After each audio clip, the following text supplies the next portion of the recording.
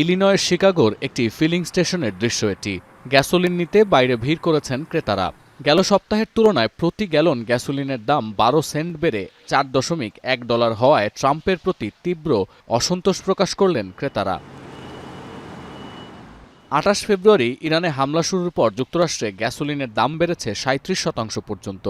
এর মধ্যে ক্যালিফোর্নিয়ায় সর্বোচ্চ $5.92 বিক্রি হচ্ছে প্রতি গ্যালন গ্যাসোলিন, আর সর্বনিম্ন দাম ওকলাহোমায় গ্যালন প্রতি $3.29। বিশ্লেষকরা বলছেন, সোমবারের মধ্যে আবারও অপরিশোধিত তেলের দাম ছাড়াতে পারে $100। প্রণালীটি আংশিক বন্ধ থাকায় প্রতিদিন প্রায় 20 মিলিয়ন ব্যারেল তেল সরবরাহ ব্যাহত হচ্ছে বলেও জানান তারা। সিএনএনের দাবি, চলমান এই সংকটের আঁচ লেগেছে সবখানে, সাধারণ নিত্যপণ্য থেকে সেবা, ক্ষেত্রবিশেষে জ্বালানি নির্ভর সবকিছুর দাম বেড়েছে বা বাড়ার মতো অবস্থায় আছে। দেখা যাচ্ছে ফেব্রুয়ারির তুলনায় মার্চে চীনে নিত্যপণ্যের দামের সূচক বেড়েছে 4% পর্যন্ত, আর গেল বছরের তুলনায় এই মূল্যবৃদ্ধি 14%-এরও বেশি। ডিজেল, মিথানল এবং ইথিলিন গ্লাইকলের পাশাপাশি বেড়েছে অন্তত 50টি গুরুত্বপূর্ণ পণ্যের দাম।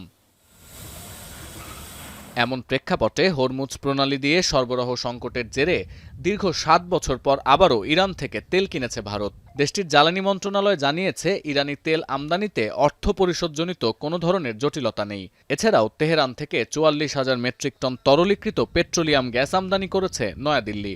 যুক্তরাষ্ট্রের চাপের কারণে 2019 সালের মে মাসের পর থেকে ইরান থেকে আর তেল নেয়নি ভারত। এদিকে ইরাকের জন্য বিশেষ ছাড় দিয়েছে ইরান।